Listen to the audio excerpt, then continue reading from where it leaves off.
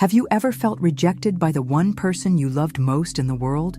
The one person who you thought would always stand by you? For Amelia, that moment came in the most painful way possible. Her own son asked her not to attend his wedding. What could have possibly driven him to humiliate her like that? And why did it feel like her entire life was unraveling in that one instant? Stay tuned as we dive deep into a mother's heartache and the journey to reclaim her strength. Don't forget to subscribe and let me know where you're watching from in the comments. I never expected this, not in a million years. I always thought that no matter what happened in my life, my son Jack would always be there for me. I raised him with love, with care, with everything I had. He was my pride, my joy. But when he called me that morning, asking me to stay away from his wedding, it shattered me. It was as if everything I had built up in my heart came crashing down in a single, cruel moment. "Mom, I need you to stay away from the wedding," Jack said. His voice was so cold, so detached. It felt like a slap in the face. My mind couldn't process what I was hearing. I asked him, "Why, Jack? What's going on?" But he was insistent, his words sharp and rehearsed. "It's better this way. It'll be too embarrassing for everyone, for Camille, for her family, for the guests." His words stung like 1,000 knives, each one deeper than the last. My chest tightened, and I could barely breathe. How could he do this to me? I thought back to all the years I spent making sacrifices for him, supporting him through every challenge. When he was a child, I put my own dreams aside to make sure he had the best. And now, after everything, he was telling me that I wasn't welcome at his wedding. Not even for him. I tried to reason with him, tried to ask why, but all I got in return was silence and indifference. My own son, the one I had raised and loved unconditionally, had pushed me aside for reasons I didn't understand. I hung up the phone, my hands shaking. My thoughts were swirling, but all I could focus on was the suffocating weight of rejection. I felt invisible, unimportant. It was as though everything I had ever been to him, the nurturing mother, the supportive figure, had meant nothing. I didn't matter, and in a way, I wasn't surprised. Jack had always been distant in recent years, ever since he started dating Camille, the woman he was now marrying. She was everything I was not, beautiful, successful, and from a wealthy family. And now I realized, Jack wanted nothing to do with the mother who had raised him in a modest home, with love but little else. The tears that had threatened to fall since that morning finally spilled over, soaking my cheeks. I felt alone, more alone than I had ever felt in my entire life. I walked through the house, each step echoing in the empty space. George, my husband, was sitting in the living room, reading the newspaper. When I told him what Jack had said, his reaction was underwhelming. "It's just a wedding, Amelia. Don't make a big deal out of it," he muttered, barely looking up from the paper. His indifference only added to the pain. It felt like he didn't care. It felt like he never really cared about me. Maybe he never had. I sat down beside him, staring at the wall, trying to make sense of everything. The rejection from Jack, the indifference from George. It was all too much. I had spent so many years giving everything to my family, to them, and yet here I was, discarded, forgotten. Jack had chosen Camille and her world over me, and George, well, George was always too absorbed in his own world to notice the cracks in ours. I felt a wave of anger, mixed with sadness. My heart ached for the son who didn't want me in his life, and for the husband who had never truly been there for me. I tried to gather myself, to regain some semblance of control, but the truth was, I couldn't. I was drowning in the pain of it all. How could I just move on from this? How could I face Jack again after the way he treated me? How could I look at George without seeing all the years of emotional neglect? The weight of it all was too much to carry alone. I was about to leave the room, to escape the oppressive silence of the house, when my phone rang again.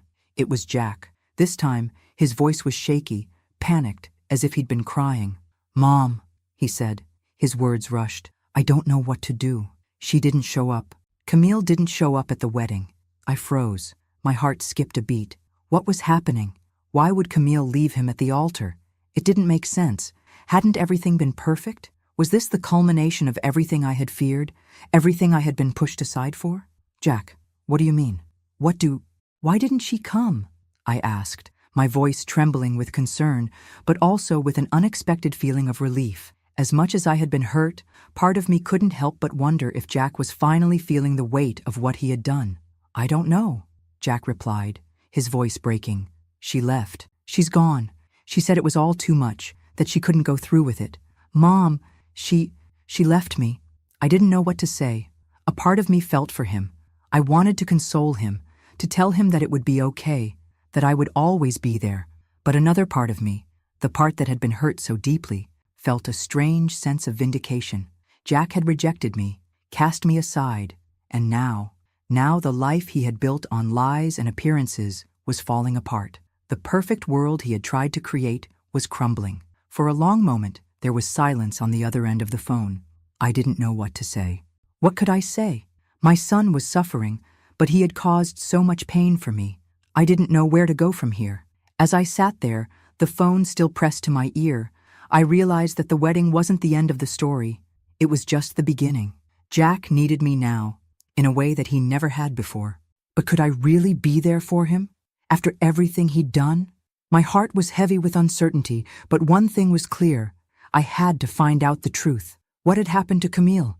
And more importantly, what was happening to Jack? Was this the moment he would finally face the reality of his choices? The call with Jack left me emotionally drained, but what truly shattered me in those hours afterward wasn't just the pain of his rejection.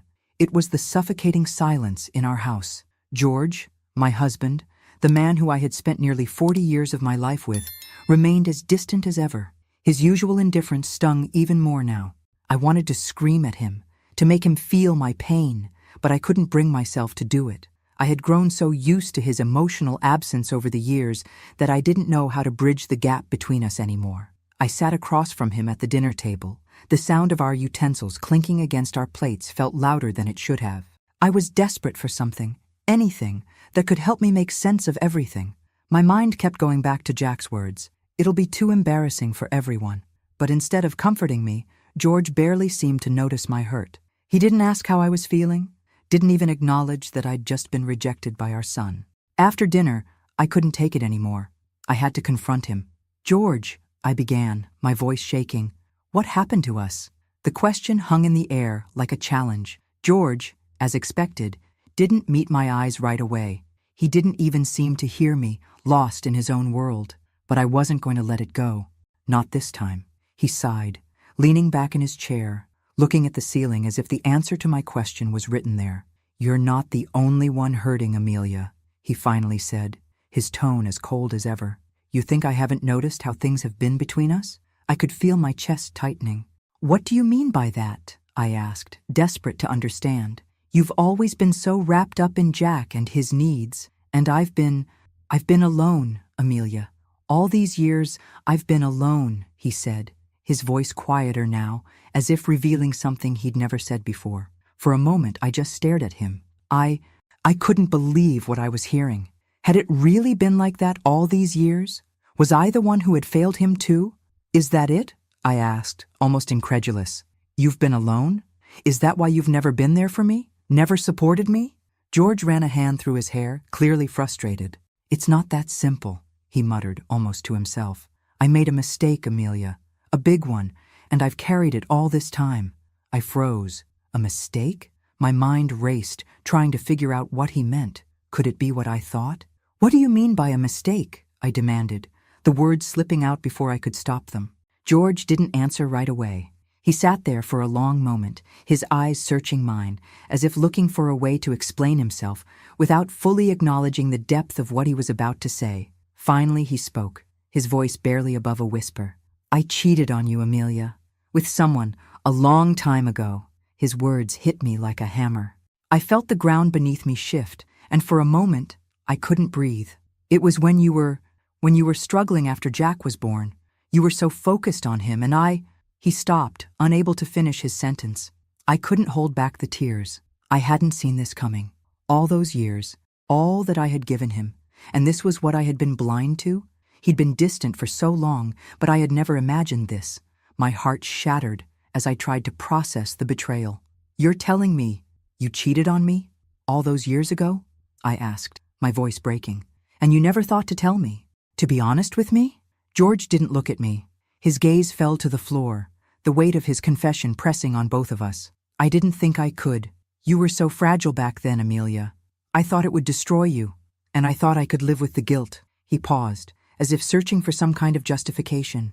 "But I was wrong. I've been wrong about a lot of things." My mind was spinning. I felt the walls of our home closing in around me. The lies, the silence, the years of not knowing what had been eating away at him. It all made sense now. And yet, none of it mattered. I wasn't just angry with him. I felt stupid. I had given my life to this man, this marriage. And for what? To be made a fool of? The betrayal I felt from Jack wasn't the only wound I had to contend with anymore. George had also betrayed me. He had been emotionally absent for years, not just physically distant, but emotionally checked out. He had allowed me to carry the weight of our family's issues on my own, while he dealt with his own guilt in secret. His apology meant nothing to me now. "You don't get it, George," I said, my voice trembling with anger. "You think this is just about Jack and Camille, don't you? But it's not. It's about the years we've spent together, the life we've built on lies. I don't even know who you are anymore." He looked up, his eyes soft but full of regret. "I'm sorry, Amelia. I really am." I couldn't look at him anymore. I stood up, pacing across the room, feeling like a stranger in my own home. I had always believed in the power of family, the idea that blood was thicker than water, but now I was questioning everything. My son didn't want me at his wedding. My husband had betrayed me. What did that leave me with? I stopped by the window, staring out at the night sky, my heart heavy. The world outside seemed so distant, so cold. I didn't know where to go from here. I couldn't go back to the way things were. I couldn't pretend that everything was fine. The pain from Jack's rejection, from George's betrayal, was overwhelming. And yet, something inside me stirred, something I hadn't felt in years. A fire, a determination, a need to reclaim my life. I didn't know how, but I would find a way to move on, to heal. For now, though, I needed to let the anger settle. The tears needed to dry, and I needed to face the reality of what had just been revealed. George's confession, Jack's rejection, none of it could be undone. But one thing was clear. My life was mine again. I wasn't going to let them break me. I had no intention of attending the wedding, but something inside me told me that I needed to know more about Camille, the woman Jack had chosen to spend his life with. She had been the cause of so much turmoil in my son's life, and now, with the wedding on the horizon, she seemed like the only piece left to understand. I needed answers, and this would be my only chance.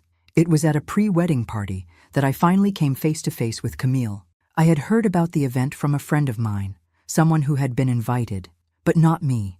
It seemed strange, but I wasn't concerned about the social dynamics. I only cared about understanding who this woman was. I arrived at the venue, a lavish ballroom adorned with flowers and soft lights, and there she was, standing in the center of it all, surrounded by people, smiling, looking every bit the image of perfection. The woman who had apparently been so perfect for Jack. As I approached, I could feel the tension in the air. Camille was the picture of elegance. Her dress was stunning, expensive no doubt, in a way that felt more like a display of wealth than a celebration of love. She caught sight of me as I neared, her eyes momentarily flickering with something I couldn't quite place. But then, like flipping a switch, she flashed me a polite smile. "Amelia, right?" she asked, her voice soft, almost too sweet. "It's so nice to finally meet you." I nodded, barely able to mask my discomfort. The woman before me was the one who had pushed my son to the edge, the one who had rejected me as if I were nothing more than an inconvenience. But I kept my emotions in check. This wasn't about me. Not anymore. "It's nice to meet you too, Camille," I replied, forcing a smile of my own. "I wanted to have a chance to talk to you, if that's all right." Camille's smile widened slightly, but I noticed the tension in her posture. She didn't seem entirely at ease. "Of course, I'm happy to chat. Come on, let's grab a drink." We moved to the side of the room, where a small bar was set up. As she poured us both a glass of champagne, I observed her closely. She was beautiful, no question, but there was something about her that felt off, something I couldn't quite place. Maybe it was the way she carried herself, the way her perfection seemed manufactured, not natural. We took a seat at a nearby table, and the conversation started off light. She spoke about the wedding preparations, about Jack, about the future. But as the words left her lips, I couldn't shake the feeling that it was all rehearsed. She seemed to be saying the right things, but I could sense the underlying unease. "So, "How are you feeling about the wedding?" I asked, trying to sound casual. Her eyes flickered for a brief second before she responded. "I'm excited, of course. It's a big day, for Jack, for me, for everyone." She paused, glancing at me as if weighing her words. "But, you know, it's not always as easy as it looks." I frowned slightly, sensing that there was more to her statement. "What do you mean?" I asked, my voice steady but curious. Camille sighed, setting her drink down. Her posture slumped just a little, and for a moment she seemed vulnerable, human. "It's just that, being with Jack, well, it's been complicated," she admitted, her voice lower now. "I love him. I really do. But sometimes I feel like I'm living a life that isn't really mine.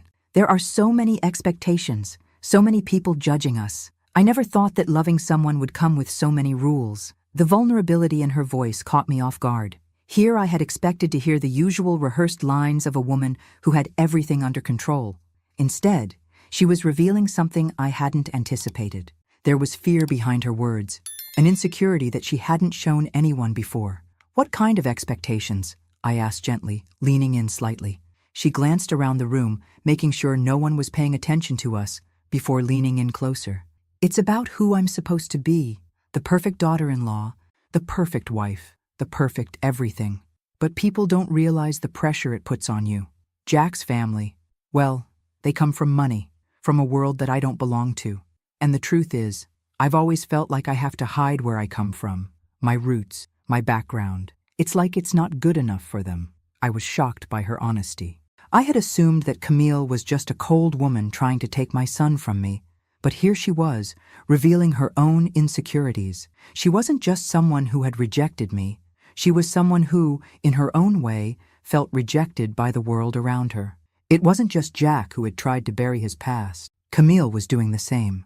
"I know how you feel," I said before I could stop myself. The words just slipped out. Jack never really understood his roots either. He's ashamed of where he came from, of what we had. Camille's eyes softened.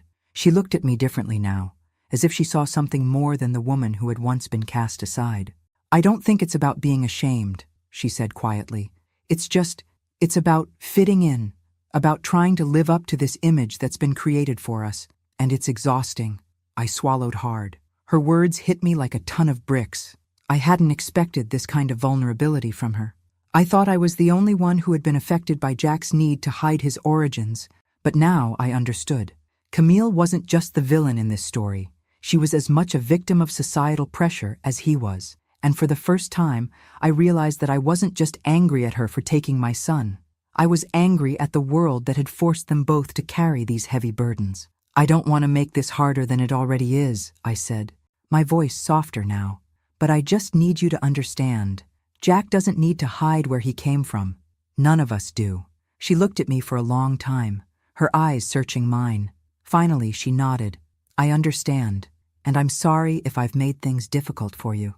We sat in silence for a moment, the weight of the conversation hanging between us. It wasn't a resolution, not exactly, but it was something.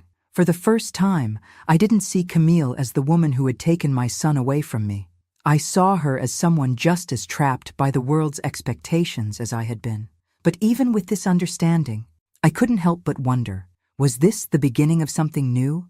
Or was it just another part of the game, another layer of deceit? I didn't know. But one thing was clear. I had to be careful. Because like Camille, Jack, and myself, the truth was a fragile thing. And sometimes, once the truth is uncovered, there's no going back. The days following the pre-wedding party seemed to drag on, and I found myself trapped in a sea of reflections. What was happening to Jack? What had caused my son to make such painful decisions, to distance himself from everything that was real, including me? The sting of rejection was still fresh, but something inside me told me there was more to discover. I needed to understand what had driven him to change so drastically, what had led him to hide his roots and push away the life he had always known. It was during a quiet afternoon, when my mind was wandering, that I decided to dig deeper. I needed to understand what was really going on in Jack's life. The superficial conversations no longer gave me answers. I needed to go beyond, to dig through the layers of lies he had built until I could understand why he had distanced himself from all the people who loved him. The house was silent as I sifted through old photo albums, memories from a past that now felt as distant as a dream. I opened one of the albums and stared at pictures of Jack as a child, his first steps, his first birthday, his high school graduation. I could see the joy in his eyes, the innocence, the boy who once looked up at me with admiration. Where had that boy gone? When did he start to wear a mask, pretending to be someone he wasn't? As I flipped through the pages, something caught my eye. It was a picture of Jack and me taken the day he graduated high school. He was standing next to me, but he looked different in that picture. Distant, almost as if he were standing apart from me. It hit me then. All this time, I had thought Jack was simply becoming an adult, gaining independence. But what if he wasn't just growing up? What if he was running away from something? What if he had been hiding something from me all these years? My hands trembled as I continued looking through the photos, and the pieces began to fit together. Jack's behavior over the years, his increasing distance from me, the way he would avoid talking about his childhood, his discomfort when people from our past would visit, had all been signs I had ignored, signs that I had brushed off as him just growing up or wanting privacy. But the truth was, Jack had always been hiding his humble beginnings, ashamed of where he came from. I sat down heavily on the couch, the weight of the realization sinking in. How had I missed this? How could my own son feel so ashamed of his roots, the very things that made him who he was, and what had driven him to such extremes? I remembered the times when I would stay up late, working extra hours to make sure Jack had the best. I sacrificed my own happiness, my own dreams, so that he could attend the best schools, so that he could have opportunities I never had. I poured everything I had into giving him a life that would be better than mine. But in the end, it seemed that none of it was enough. Why had Jack chosen to live a life of lies? Why had he distanced himself from the people who loved him most, from the woman who had given everything for him? It made no sense to me. He had been loved. He had been supported. He had been given everything he needed to succeed. So why was he hiding from that truth? Why was he ashamed of his past, ashamed of his mother, the very person who had fought so hard to give him the life he had now? I couldn't answer those questions. I didn't know why Jack had made these choices, but I knew one thing for certain. He was afraid. He was afraid of being good enough for the world he was trying to fit into. I realized then that Jack's need to prove himself to society, to Camille, was driving him to make decisions that hurt those closest to him. The more I thought about it, the more my resentment grew.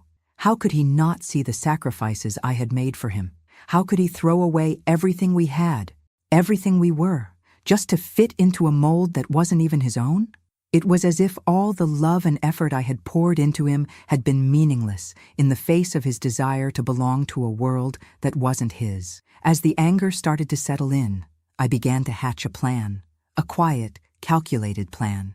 If Jack wanted to live in a world of lies, then he would have to face the consequences of his choices. I wasn't going to let him continue down this path without understanding what it would cost him. I had spent my whole life building up my family, my son, and all he had done was tear it down for the sake of appearances. Well, now it was my turn. I would make sure Jack understood the impact of his choices. I would make him face the truth, whether he liked it or not. But for now, I had to wait. The time would come when Jack would finally see that the truth always comes out, and when it did, he would have no one to blame but himself. I wasn't going to make it easy for him. He had rejected me, but he had also rejected the truth, and it was time for him to face that truth head on. The world around me seemed to spin on while I remained frozen, trapped by the pain of betrayal. Jack's rejection still stung, and George's confession had left me reeling.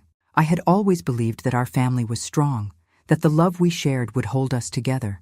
But now, it felt like everything I had known, everything I had worked for, was slipping through my fingers. I began to feel more isolated than I ever had before. The silence in the house was unbearable, and I found myself avoiding George whenever I could. He had apologized, yes, but the wound he had caused was too deep to heal with a few words. His betrayal had shaken me, but it wasn't just his fault. I had allowed myself to live in the shadows, to become so consumed by my roles as a wife and mother that I lost sight of who I was. But now, for the first time in years, I felt a stirring inside of me, a quiet whisper telling me that I needed to reclaim my life, to find a new purpose. It was a terrifying thought to face the possibility of living for myself after so many years of living for others, but it was also a liberating one. I wasn't sure where to begin, but I knew I had to start somewhere. I decided to pick up the things I had once loved, things that had been pushed aside in the chaos of family life. I dusted off my old art supplies and set up an easel by the window. I hadn't painted in years, but as I dipped the brush into the vibrant colors, I felt a sense of peace wash over me. Painting had always been an escape, a way to express the feelings I couldn't put into words. And now, with all the turmoil inside me, I needed it more than ever. The strokes of color on the canvas seemed to release something inside me, a tension I hadn't realized I'd been holding. Each stroke was like a step toward rediscovering the woman I had once been, the woman who had dreams of her own, the woman who had passions beyond her family. As I painted, I allowed myself to remember those early years of my marriage, before everything became about Jack and George, before I buried my own aspirations under the weight of their expectations. I thought back to the days when I had dreamed of traveling the world, of becoming a writer, a creator, but those dreams had felt selfish in the face of the responsibilities of motherhood and marriage. I had convinced myself that my role was to be the foundation, the one who held everything together. But in doing so, I had lost myself, and now, here I was, at a crossroads, trying to figure out how to rediscover my own worth. It wasn't easy. The voice of doubt crept in, whispering that I was too old, that it was too late to chase those dreams now. But I refused to listen. For once, I was doing something for me. I wasn't just painting for therapy, I was painting for my future. I was reawakening a part of myself that I had buried for so long, and I felt a spark of hope for the first time in years. Along with painting, I returned to reading. Books had always been a refuge for me, a way to escape into other worlds. I hadn't realized how much I had missed it until I opened a book and found myself lost in the pages once again. Reading was more than just a hobby. It was a reminder that I still had interests outside of being a wife and a mother. I still had a mind, a heart, a soul. I wasn't just a caretaker. I was a person with thoughts, dreams, and desires. One evening, as I sat with a book in my lap, the reality of it all hit me. I had spent so much of my life living for others that I had forgotten how to live for myself. It wasn't just Jack's rejection that had pushed me to this point. It was the years of putting my needs last. It was the years of self-sacrifice without recognition, of feeling invisible in my own life. But now, for the first time, I could see the woman I had been before, the woman who had hopes, who had passions, who had a future. This was my journey now, my path to rediscovery. It wasn't going to be easy.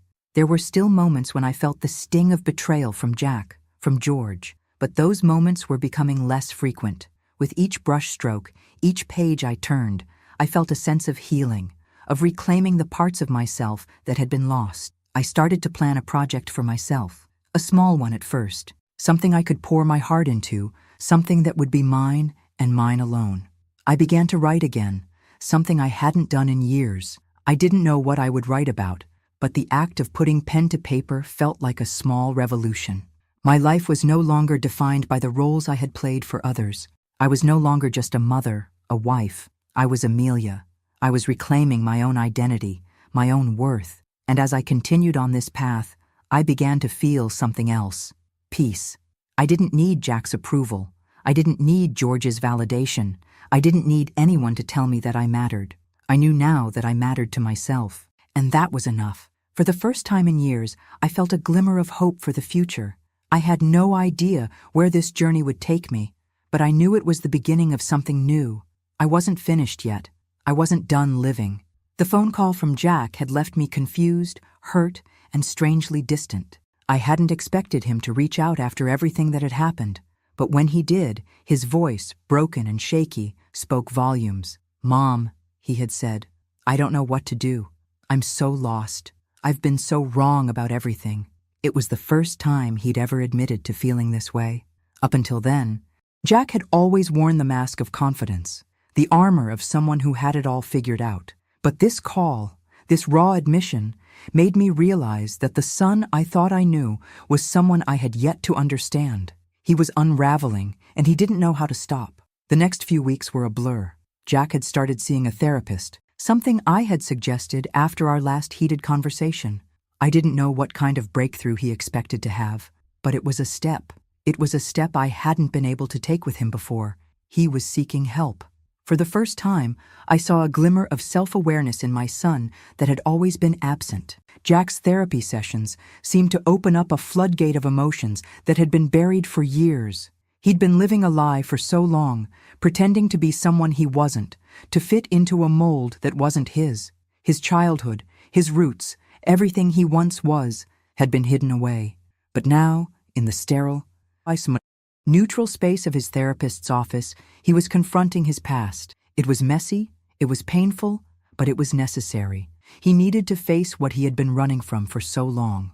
A week later, Jack asked to meet with me. He'd been making strides in therapy, but he knew he couldn't truly heal unless he faced me, his mother, the person he had hurt the most. I agreed to meet him, though a part of me feared what might come out of this confrontation. Would it bring healing, or would it only bring more pain? We met at a small cafe, one that was far from our usual haunts. The quiet ambiance and the smell of freshly brewed coffee didn't calm my nerves. I could tell by the way Jack was sitting, hunched over his cup, that he was nervous. His usual air of confidence was gone, replaced by something raw, vulnerability. "Mom," Jack began, his voice uncharacteristically soft. "I don't know where to begin. I've been lying to you, to myself, to everyone." He paused, taking a deep breath. "I've spent my entire life hiding who I am, hiding where I come from, hiding from you." I stayed quiet, letting him speak. I didn't want to interrupt, even though my heart was racing. I wasn't sure if this was an apology or just a confession. "You always gave everything for me, everything for—" "Mom," Jack continued, his eyes not meeting mine. "But I pushed you away. I pushed you away because I was ashamed. Ashamed of our life. Ashamed of where we came from. I thought if I could be someone else, someone better, someone who belonged in the world Camille and her family live in, I could finally be good enough. Good enough for them. Good enough for society." His words hit me like a ton of bricks. Jack had never admitted his shame before. All these years, I had seen his behavior as arrogance, as him trying to prove that he was better than he was. But now, I understood. It wasn't arrogance. It was fear. Fear of not being good enough. Fear of not being able to fit in. And he had built a life based on that fear. "I didn't understand," he continued, his voice breaking slightly. "I didn't understand how much I was hurting you. I thought I could just leave all that behind. The past, the memories of our life. But the truth is, I've been suffocating. Mom, I've been suffocating under the weight of all these lies." I felt a mix of emotions rise in me. There was hurt. Yes, so much hurt. But there was something else. Something I hadn't expected. Understanding. I understood now why Jack had acted the way he had. It wasn't because he didn't love me. It wasn't because he didn't care. It was because he didn't believe in himself. He didn't think he was worthy of the love I had given him. As he spoke, I saw him for what he was, a lost young man trying to make his way in a world that didn't see him for who he truly was. He had tried so hard to fit in with people who couldn't see the worth in him. And all the while, he had pushed away the people who loved him most. "I'm sorry," Jack whispered, his voice filled with regret. "I've hurt you so much, and I don't know how to fix it. I don't know how to make it right." I reached across the table and placed my hand on his. "Jack, I don't know if you can fix it all," I said, my voice soft but firm. "But I know that the only way to move forward is to be honest. With yourself, with me, with everyone who loves you. You can't keep running from who you are. You have to face it, face the truth." His eyes filled with tears as he nodded. I know that now. I've been so afraid. But I don't want to be that person anymore. I don't want to hide anymore. I want to be real." In that moment, I realized something. My son wasn't the enemy. He wasn't the villain in this story. He was just a young man, struggling with the weight of expectations and the fear of not being enough. And I was his mother. I had always been the one to help him through the tough times. But this time, I realized he needed to help himself. And I needed to help him see that. "Jack, I'm not angry anymore," I said, squeezing his hand. "But you need to stop hiding. You need to accept who you are, where you come from, and the people who love you for who you truly are." He nodded again, his expression one of determination. "I will. I promise. I will stop hiding. As we sat there, the weight of everything began to lift, not because everything was fixed, but because we had taken the first step toward healing. Jack was finally facing the truth, and so was I. It wasn't going to be easy, but I believed that this was the beginning of something new, a new relationship, one built on honesty, not fear. The wedding day arrived with all the anticipation of an event that was meant to heal old wounds. Jack, despite the cracks in his life, had seemed determined to make it work, to put on the face of someone who was finally going to get everything he wanted. The guests had gathered, the venue was prepared, and Camille had even arrived in her dress, looking every bit the image of perfection. But in the moments before the ceremony began, everything collapsed. Camille had disappeared. Jack's phone rang just minutes before the ceremony was supposed to start. His hands trembled as he answered, his face losing all color as he heard her voice on the other end. "I can't do it," Camille had said, the words almost inaudible. "I can't go through with this." She was gone. I could see the devastation in Jack's eyes as he crumpled into a chair. The confident, self-assured man I had come to know had disappeared, leaving behind only a broken young man who seemed to be unraveling at the seams. The tension between us melted away as I approached him. My instincts as a mother kicked in, and I rushed to his side, though the wounds from his past rejection still lingered. I didn't know what to say to him, but I knew he needed me. He needed someone, even if it was only for this moment. Jack looked up at me, tears in his eyes. "She left me, Mom. She just left me." His voice broke as he said the words. "I don't understand. She said she loved me, but now she's gone." I reached out, placing a hand on his shoulder. The words I wanted to say caught in my throat. I wasn't sure if I should offer comfort or let him process the enormity of the situation on his own.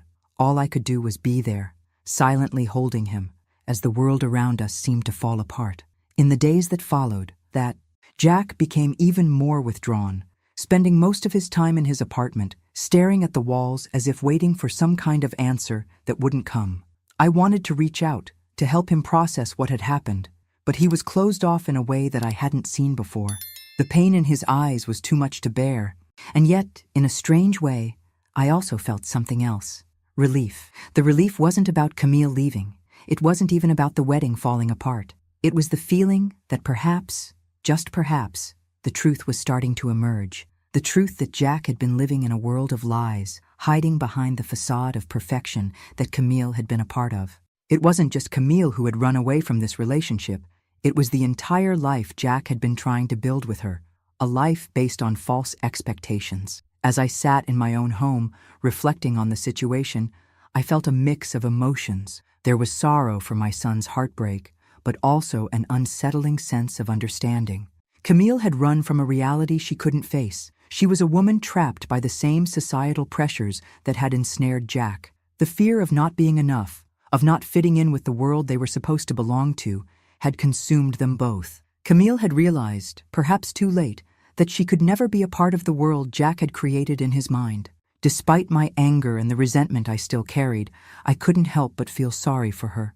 She, too, had been a victim of expectations. She had been forced to hide her roots, her background, her own truths, in order to fit into the world Jack had convinced himself was his future. I understood now.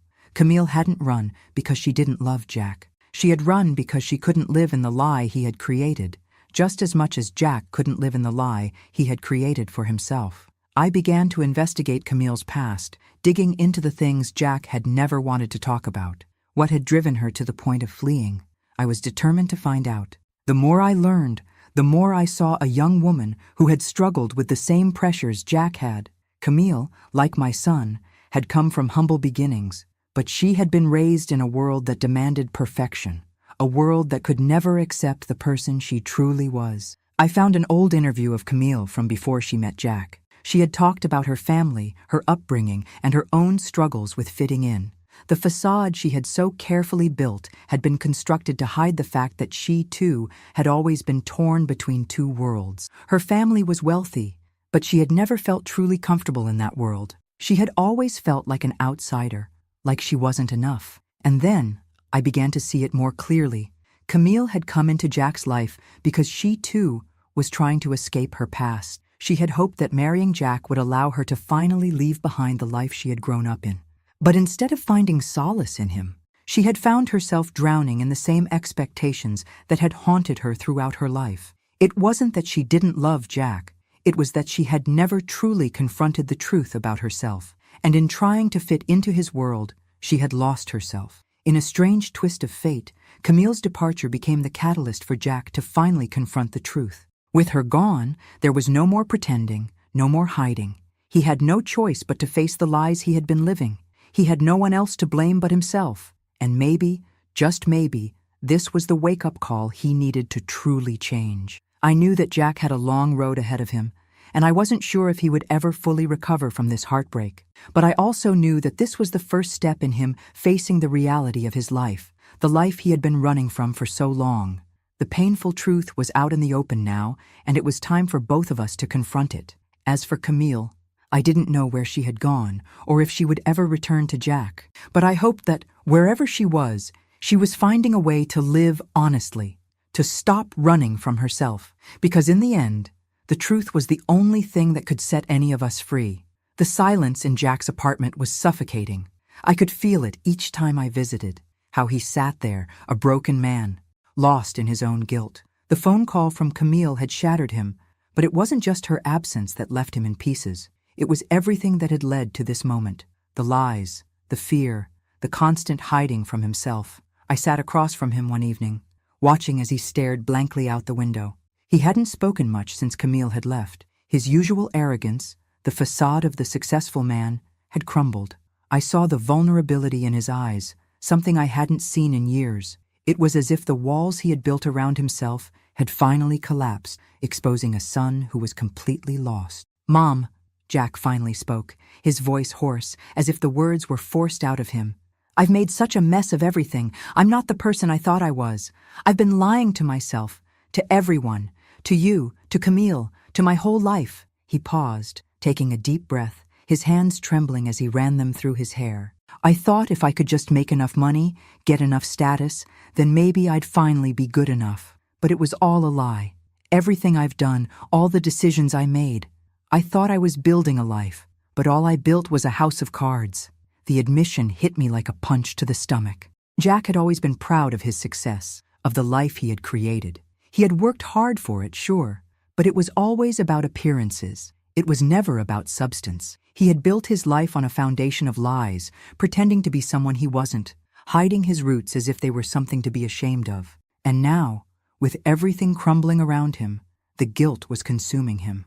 "Jack," I said gently, "you've been so focused on this image, this life you've tried to create for yourself, that you've lost sight of what really matters. You've lost yourself along the way." He looked at me, the pain in his eyes palpable. "I thought I could leave all of that behind," he whispered. "I thought if I just changed who I was, I could escape it. I could escape the feeling that I'm not good enough. But I was wrong. I don't know who I am anymore. And now, Camille is gone, and I've pushed everyone away." His voice cracked at the mention of Camille.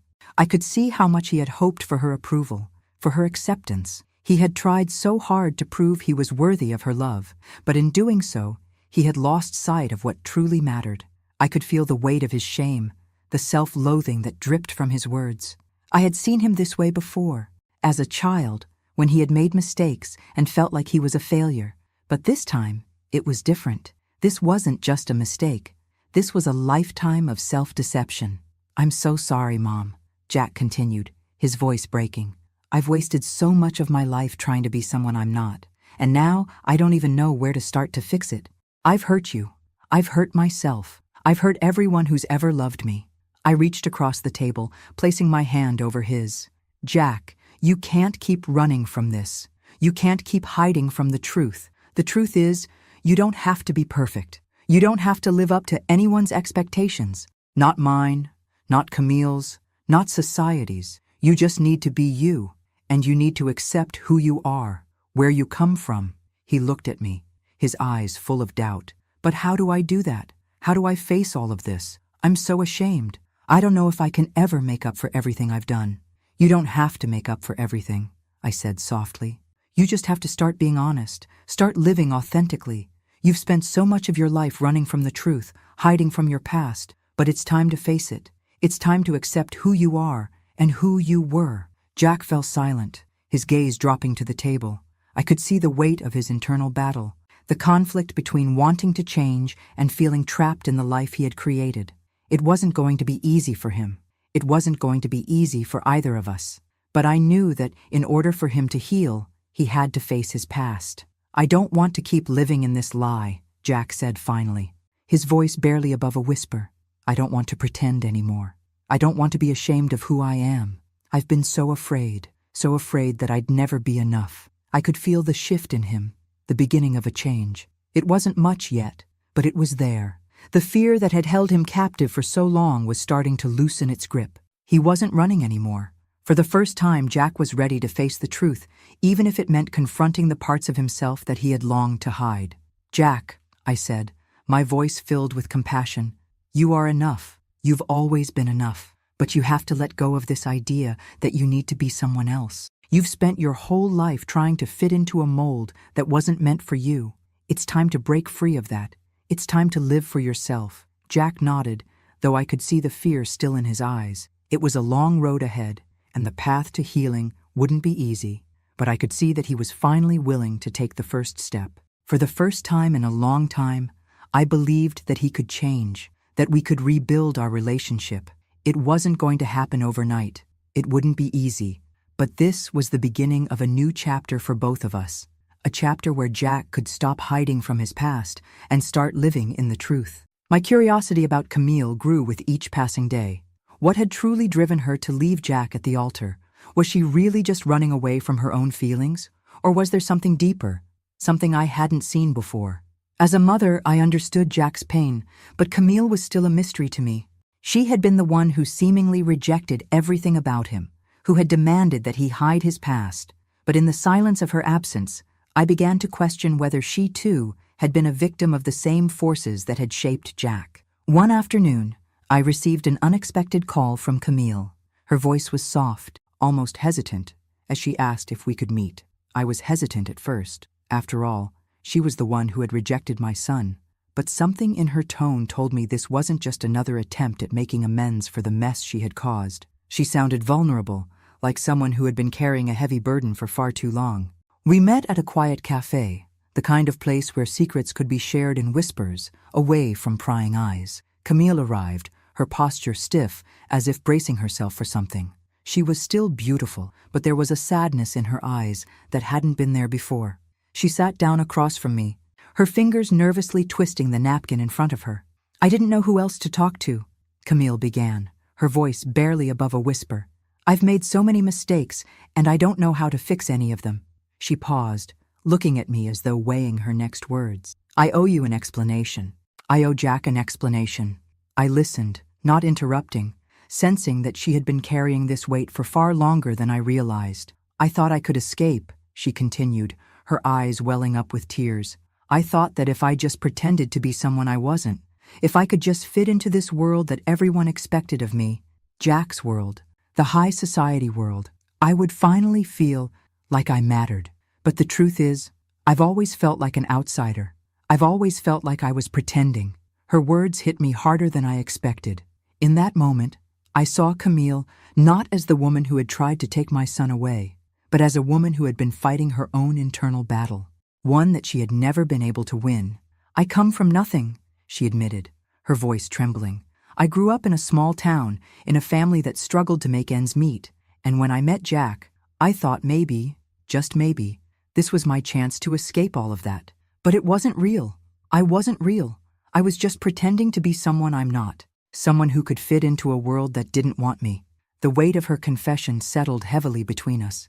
I could hear the pain in her voice, the guilt that she had carried with her for so long. Camille wasn't the villain I had painted her to be. She wasn't the woman who had come into my son's life and ripped him away from me. She was just a young woman, lost in the world of societal expectations, trying to survive in a world that didn't understand her. "I know I hurt Jack," Camille said, her eyes finally meeting mine. "I never wanted to hurt him. I thought I could handle everything, but I couldn't. The pressure was too much, and when I saw him getting so caught up in all of it, I realized that I wasn't the only one who was suffocating. We were both trapped in this world of appearances, and I couldn't keep pretending anymore." I listened to her, my heart softening with each word. I had been so quick to judge her, to see her as the one who had caused my son so much pain. But now I realized that Camille and Jack had been two sides of the same coin. Both were trying to escape something. Jack, his humble origins. Camille, her past and the life she had left behind. They had both hidden behind a facade, each one believing that if they could just fit in, if they could just live up to the expectations, they would find happiness. "You're not the only one who's been hiding, Camille," I said quietly. "Jack has been hiding too. Hiding from who he is, from where he came from. He's been so focused on proving himself to the world that he forgot what really matters. But the truth is, none of that matters. We are who we are, no matter where we come from. And I think Jack is starting to realize that." Camille nodded, wiping away the tears that had fallen from her eyes. "I don't know what will happen with Jack and me," she said softly. "But I know that I can't keep running from myself anymore. I can't keep pretending. I need to find out who I really am, outside of everything I've been pretending to be." I sat in silence for a moment, reflecting on everything Camille had shared. I had seen her as an enemy, someone who had torn apart my family, but now I saw her differently. She was a woman just as lost as Jack, someone who had been caught in the web of expectations, trying to fit into a world that didn't care about her true self. I realized that, in a way, she was just like him, someone who had been pressured to become someone they weren't, someone who had been forced to hide their roots, their true identity, in order to survive. "I don't know where this will go, Camille," I said finally, "but I think you and Jack have both been through enough. It's time to stop running. It's time to face the truth." She nodded, a small smile breaking through her sadness. "Thank you, Amelia, for listening. I don't know if I deserve your understanding, but I'm grateful for it." As I left the cafe that afternoon, I couldn't help but feel a sense of resolution. Camille wasn't the enemy. She was another victim of a world that demanded perfection, a world that forced both her and Jack to hide who they truly were. And maybe, just maybe, they both had a chance at healing, together, apart, or however it needed to be. The days after my conversation with Camille felt strangely different. I wasn't sure if it was the realization of her vulnerability or the shift in my own perspective, but something had changed in me. I could see the cracks in the facade of both Camille and Jack more clearly now, and I knew it was time for the truth to come to light. It had been too long, too many lies, and now it was time to expose them, piece by piece, until there was nothing left but the raw truth. I had always believed that the truth would find its way to the surface eventually, but now I understood something deeper. It was up to me to guide it there. Jack had spent so many years hiding, so many years running from who he was, from where he came from. Camille had been living a lie as well, trapped by expectations and the pressure to conform. But if they were going to heal, they needed to confront their pasts, their fears, and their own truths, and I was going to make sure they did. Jack had been quiet lately, withdrawn, but I could see the internal battle raging within him. He knew he had to confront the truth, but he was still afraid of rejection, afraid of what it would mean for his life, for his future with Camille, for everything he had worked so hard to build. I could see the struggle in his eyes, the way he was torn between wanting to come clean and being terrified of the consequences. He had built a life of lies, and now those lies were suffocating him. I had my own role to play in this. I couldn't force Jack to face the truth, but I could guide him. I could manipulate the situations in a way that would push him toward the inevitable confrontation. The truth was, like a force of nature, it couldn't be stopped. And if I could use my experience, my understanding of how people think and act, I could make sure that Jack would have no choice but to confront it. One afternoon, I invited both Jack and Camille to my house. I knew it wasn't going to be easy, but I could feel that this was the moment. The truth had to be laid bare, and they had to face it together. When they arrived, I could see the tension between them. Neither one of them knew what to expect, but both of them were aware that something had to change. The air was thick with unspoken words, with unresolved emotions. "I've asked you both here because it's time to stop hiding," I began, my voice calm but firm. "You've both spent so much time running from the truth, from yourselves, and from each other. It's time to stop pretending. The truth is the only thing that can set you free." Jack looked at me, his face a mask of confusion and fear. "Mom, what do you mean?" His voice was shaky, and I could see the discomfort in his eyes. I didn't respond immediately. Instead, I looked at Camille, who was sitting across from Jack. her hands nervously twisting in her lap. I could see the shame in her eyes, the same shame I had seen in Jack's for so long. She wasn't ready, but she needed to be. "Camille, tell Jack what you told me," I said gently, my tone soft but insistent. "Tell him about the life you've been hiding from, about the pressures you've faced, about the woman you've been pretending to be." Camille hesitated, her eyes flickering between Jack and me. The words were stuck in her throat, but I knew she had to say them. She had to speak her truth, just as Jack had to speak his. Finally, she took a deep breath. Her voice trembling as she spoke. "I've been living a lie," she began, her voice barely above a whisper. "I'm not who I've been pretending to be. I come from a humble background, just like you, Jack. I've been hiding it my whole life, pretending to fit into a world that isn't mine. I thought if I could just play the part, if I could just be perfect, I would finally belong. But it's been killing me, trying to be someone I'm not. I don't want to lie anymore." I could see the weight of her words settling on Jack. His face was pale, his mouth slightly open as if trying to process what she had just said. He had always believed that Camille was perfect, that she was everything he wasn't, and now, here she was, admitting that she had been hiding too. Jack turned to Camille, his voice low and uncertain. "Why didn't you tell me this before?" He was trembling, his hands clenched into fists. "Why didn't you trust me with the truth?" Camille's eyes filled with tears as she reached out to him. "I was afraid, Jack. I thought, if you knew the truth, you wouldn't want me. I thought I wasn't good enough for you. I didn't think I could ever measure up to the life you wanted, the life I thought you wanted. I was so afraid of losing you." The tension in the room was unbearable. It was as if all the years of pretending, all the years of hiding, were coming to a head in this one moment. Jack looked at Camille, his face softening. I could see the internal struggle in him, the desire to forgive, the need to understand. "I've been so stupid," Jack said, his voice breaking. "I thought if I could just be someone else, if I could just fit in, I'd be enough. But I wasn't enough for you, Camille. I wasn't even enough for myself." Camille reached out to him, taking his hand in hers. "Jack, I don't want you to be anyone else. I want you to be you, the real you, and I want to be real with you too. I can't keep hiding anymore." The air in the room shifted. The truth was finally out, and it was raw and painful, but it was freeing. Jack and Camille were no longer hiding from each other. They were no longer hiding from themselves. And for the first time in a long time, I saw something in my son's eyes that I hadn't seen in years. Hope. It wasn't going to be easy, and there would be more challenges ahead, but they were taking the first step toward healing, toward living their lives without the masks. "You can't keep running from who you are," I said softly. "And neither can you, Camille. The truth will always find a way to the surface. It's time to stop hiding." Jack nodded, tears streaming down his face. "I'm ready," he said, his voice thick with emotion. "I'm ready to stop running." Camille squeezed his hand. "Me too." And for the first time, I felt a sense of peace settle in. The truth was out, and it had set us all free. The air between Jack and me had been heavy for so long. Every word we exchanged, every glance, felt like it was filled with unspoken truths and unresolved pain. But today, there would be no more avoidance. Today, I would confront him.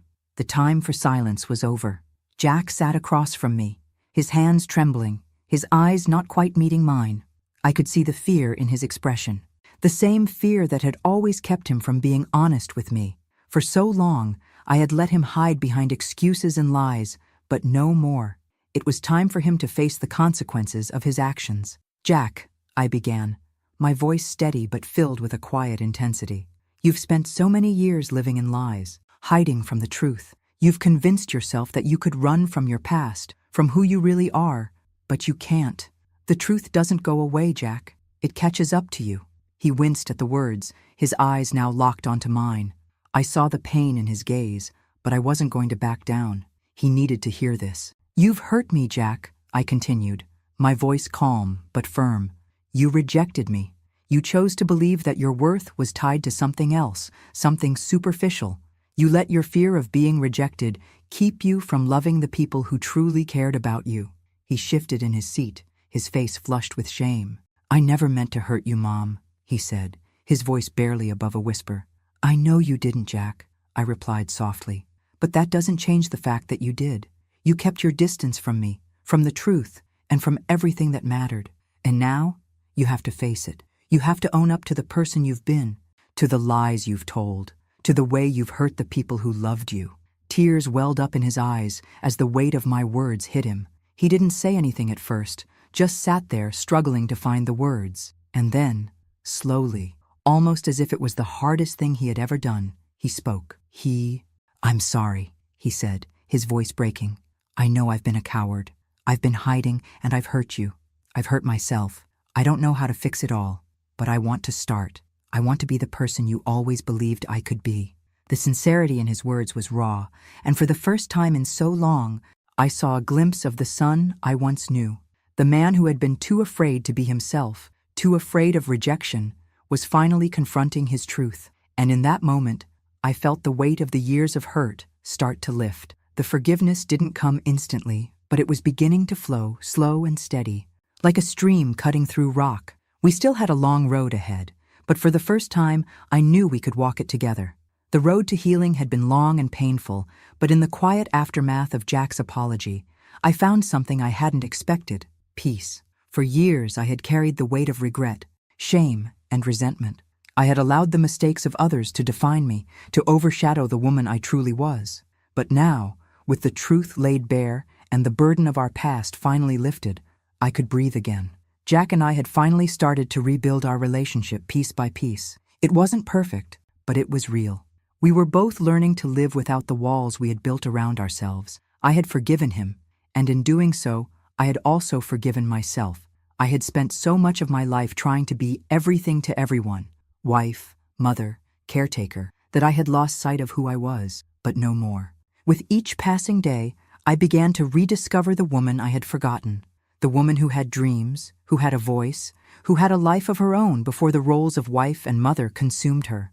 I started to take time for myself again, doing the things I had once loved, painting, reading, and even traveling. There was a world out there I had ignored for far too long, and I was determined to explore it. I took a trip to the coast one weekend, something I had always dreamed of doing but never made time for. As I stood on the beach, the wind in my hair and the sound of the waves crashing against the shore, I felt a sense of freedom wash over me. It was as if all the years of carrying others' burdens, of living for everyone but myself, had melted away. For the first time in years, I felt like I was truly living, not for anyone else, but for me. I also started a new project, one I had been too afraid to pursue for years. I wrote a book. It wasn't a grand bestseller, nor was it even a work of great literary accomplishment, but it was mine. It was my story, my voice. Writing had always been a passion of mine, but it was something I had pushed aside for too long. Now I was allowing myself to be vulnerable, to share my thoughts and experiences with the world, and it felt liberating. New friendships began to blossom too. I met people who saw me for who I truly was, not as a wife or a mother, but as Amelia. I no longer felt like I had to hide behind a role or a label. I was enough just as I was. I had finally come to terms with my past, with all the mistakes and missteps I had made, and accepted that they didn't define me. I was more than my history. I was more than my past. The weight of the world no longer felt so heavy on my shoulders. The shame, the guilt, the anger, it was all gone, replaced by a sense of peace I hadn't known in years. I was free, free to be the woman I had always wanted to be, free to live my life on my terms. And as I looked back at everything I had been through, I realized that the pain, the struggles, the heartache, they had all led me here. They had led me to this moment of freedom, of self-acceptance. I had learned to live authentically, to embrace my flaws and my past, and in doing so, I had found the strength to move forward. I was no longer the woman I used to be. I was Amelia, the woman who had finally found her voice, her purpose, and her peace. Thanks for listening. Don't forget to subscribe and feel free to share your story in the comments. Your voice matters.